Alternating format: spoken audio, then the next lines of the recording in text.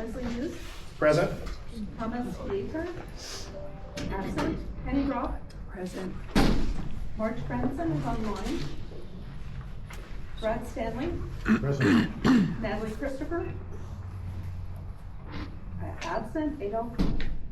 Adolfo Ria. Absent. Chairman, you have a quorum. Thank you so much. Folks, if you would please join me in the Pledge of Allegiance. We have a flag in front, and we also have one in back. I will face you, and I will lead us. I pledge allegiance to the flag of the United States of America and to the republic for which it stands, one nation, under God, indivisible, with liberty and justice for all.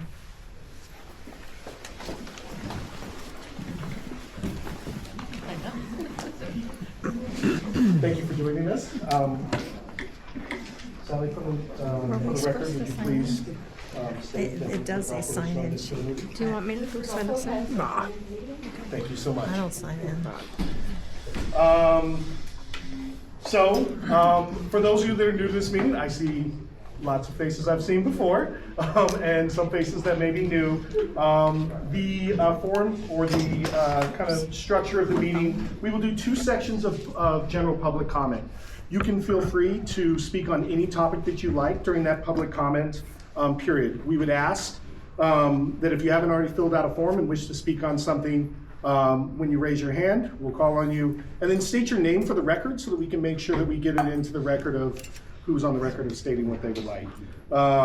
Public record will be, or public comment will be limited to 3 minutes. We'll time you, so be succinct and have you come up. So we will begin with general public comment, and I will go through the written notices first, and then if there's anybody out in the crowd that hasn't done so, we'll go from there, okay?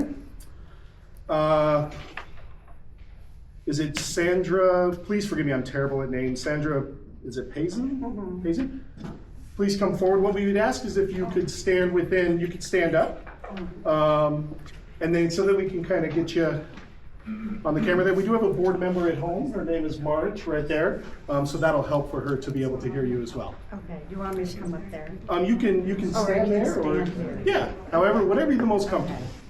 No, I just wanted to say that anything that anyone proposes in this area, such as a stadium or otherwise, that I totally disagree upon. It will impede the traffic, our livelihood, our area, and I definitely don't want that. Thank you so much. I have Michael Hudson. Michael, you can come forward, or you can stand over there, whichever you feel the most comfortable. Fine, sir. So follow up on that same conversation. I realize it's not an objective today of this conversation, but with the map in the back that defines the space and the minutes that will be talked in where there were specific questions asked, hopefully you will address those before you approve those minutes, because there were questions within there to be addressed. Hopefully you'll share those with us tonight. But I would also support that any conversation around introducing a stadium, which is not dead, because as I understand, the board had an opportunity to fully comply with the recommendation of the Parks Commission, which was twofold. One, that the stadium should not go forward, and two, any future conversation should not happen. At that meeting, they only approved the first part. They didn't approve the second. So this is still a topic of discussion and can float back at any time. I appreciate you'll talk to that later. But my position would be just for the board to understand the idea of my background is doing terrorism, counterterrorism for 35 plus years in both the law enforcement and the military. So the challenge of introducing a stadium into this area here, residential area, is fraught with risk, documented risk. You don't have to look much beyond FEMA studies and others. NFL just did a study in 2023 about crime around stadiums. So you're gonna knowingly, if you move forward with this, introduce that risk into this environment.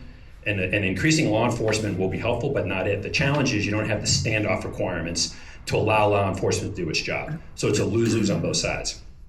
The last thing I would say on this particular topic is that map back there shows multiple fields. The stadium will allow one. You have to give up all that space. We would have to lose, our kids would have to lose all those extra fields, the dog park, all that stuff has to get paved over and turned into concrete. So for one field, we would give up, by looking at your diagram in the back, 6 to 7. So it's an economy of scale mission as well. So I'd hope the board would consider any forward motion on this to be done, but my fear is that because it wasn't formally shut down, it's still running in the shadows. Thank you.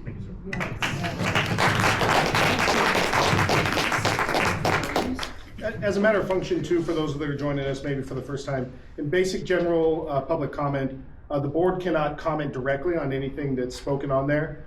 There will be some agenda items, as you'll see in the agenda, that may have a specific topic. At the end of that topic, you can ask specific questions around those. So don't take my non-comment on there as anything more than, if it's not on the agenda, the board cannot comment directly on those on there. But for public record and for those elected leaders that review these, certainly the message that you convey here this evening can come through loud and clear for those folks, okay? So next, I will say we have William Naylor. William? Use your full name. Usually you go by Bill, don't you? You threw me off. I go by a lot of things. You go by, would you like the microphone, sir? Thank you very much. For the record, William Naylor. I'm here to talk about the Housing Affordability Package 2.5. I know you're all intimately familiar with it. It's a development code amendment to allegedly create affordable housing. And the way it's going to do this is by allowing high-density development into suburban zoned areas, which is pretty much a lot of what you guys deal with or represent. For example, in a worst case, in MDS, you could put 12 houses on 1 acre next to your one house on 1/3 of an acre if you're medium density suburban. But I'm not here to talk about the density. There's a lot of problems with this particular issue, but I'm here basically just to tell you about the technique that was used. Currently, it was approved by the Planning Commission on 9/3/24 and has had a first reading before the Board of County Commissioners on 11/19/24. In both cases, the county violated the development code. Article 818, amendment of the development code, requires that the CAB be notified in both actions stated previously. You weren't notified. Nobody was. Just let me read it to you very briefly. It says, notice to Citizens Advisory Boards. Notice to Citizen Advisory Board Chairperson. The notice setting forth the date, time, and place shall be sent either by mail or, if requested by the Citizen Advisory Board Chairperson, by electronic means, if receipt of such an electronic notice can be verified.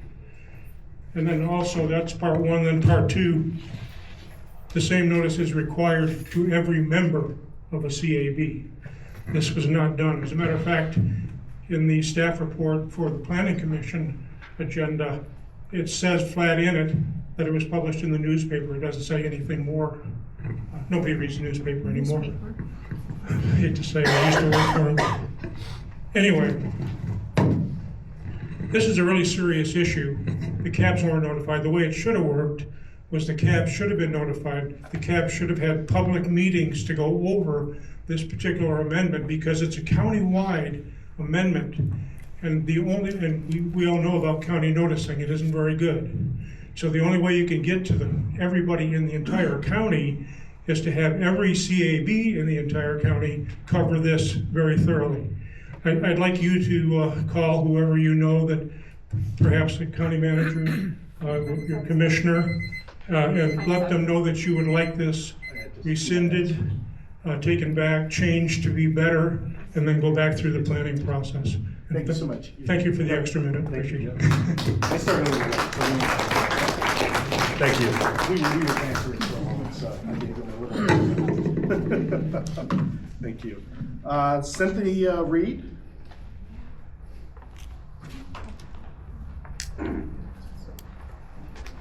Cynthia, how are you? Would you like this for you today? All right. I'm Cynthia Reed. I'm a retired Washoe County School District teacher in elementary, middle school, and also library media specialist. So I am very concerned about the loss of the a third of the funding, consistent funding for the libraries. Martha Gold in 1994 had the energy and got the community rounded up and informed about this, so it just designated a certain amount of money from our taxes that would be designated for libraries, so they're not constantly trying to keep things rolling. You can't keep good employees and programs going when you don't have consistent funding. So I implore you to pick up, I put some little flyers back here, and it has a list of our commissioners to contact. And if you were one of the people that voted no, that you take the time, at least now, to read the pamphlet that was at the library available to people. They've had some good articles. Some good articles in the newspaper after the fact. And I get the newspaper digitally and, read it. And I'm learning from my kids. There's some other sources too. But just by going to the library, you can find out, here's the programming guide for December through February, and I just took my grandkids, cute little program, downtown library. They had the Nutcracker ballerina from Carson City, read a story. The boys and the girls got up and did dances with her up on the stage. It was priceless. Okay, those things are free. What I'm really concerned about is the severe cuts in purchasing of books, e-books and audiobooks. My grandchild had to do a state report. That book, if you had to purchase it to have it home, to do the book report, was like $40. Well, we got to check it out for free. When you look at e-books and audiobooks, if you're not working in this business, you don't understand how expensive those things are. Everything in technology, and that's where this funding is so important. My life was impacted by libraries because I volunteered there as in middle school, high school, helped me get a job in a work-study program up at UNR, working in libraries, and it impacted my education, and I was able to get through college. So you don't know who you're impacting, but we especially need those resources for our children, our youth, and our seniors. Thank you so much. Yeah, thank you so much. Thank you.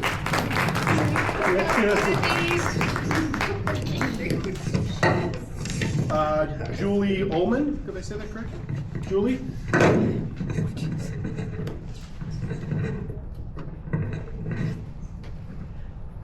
I should know how to pronounce your last name. Did I pronounce it correctly? You did well. All right, thank you. Thank you. Would you like? Sure would. Okay, there you go. Julie Ullman, I'm the branch manager here at South Valley's Library. And I have some prepared remarks just to kind of give you an idea of sharing some information about the library funding and the impending budget cuts and how that will affect this branch here if you use this branch. With the loss of the WC1 fund that set aside 2 cents for every $100 in property taxes, 2 cents. For the library for the past 30 years, the library will lose $4.5 million from the annual budget as of July 1st. That's a lot of money. How's that going to affect us here? We won't be open 7 days a week. We might be open 5. Meeting room availability will be greatly reduced if you have meeting room groups that use this room. It's going to be different. It will only be available when we're open. We will lose 3 to 6 staff members, and that's just for this branch. That means library services, library programs, children's story times, adult programs, the computer users who come here, people who work from home here because of our Wi-Fi and our comfortable environment. They will lose some of that. The budget for the books, the DVDs, and magazines will be severely reduced.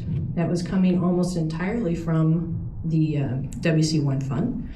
And if you use ebooks, you're going to have a longer wait to use those. Those are very expensive to buy, and we will be buying less. So it is quite the cut. I do want to tell you, though, that there is some good news. The same amount of property taxes that was collected before the vote is still being collected by the county. The money is still there. So it is up to the Board of County Commissioners to support the library by fully funding the library's budget from the general fund, just as they do for every single other Washoe County department. We're Washoe County Department, we need to be funded. Budget talks and workshops on budget will begin pretty soon and will commence through the spring. So more information will hopefully be coming out. What can you do if you're concerned? You can call or email your commissioners. You can let them know how you feel about cuts to library services. You don't have to feel the same way that I feel. You can let them know how you feel. How it will affect you as a resident of South Washoe County. You can ask the commissioners to fully fund the library budget so that we can continue to provide story times for children, social activities for seniors, music and cultural events for all ages, and a robust book collection for everybody. The contact info for all of the commissioners is on the wall on both ends. It's also on the county website, and I will be available after the meeting for any questions that you might have. So thank you for your time. It's like a practice time. We're right on time. Fantastic, thank you. Mark, you didn't specify which time in public comment, 3 or 11 you'd like to speak. Would you like to speak now at this one? Yeah, please. You most certainly can. Okay.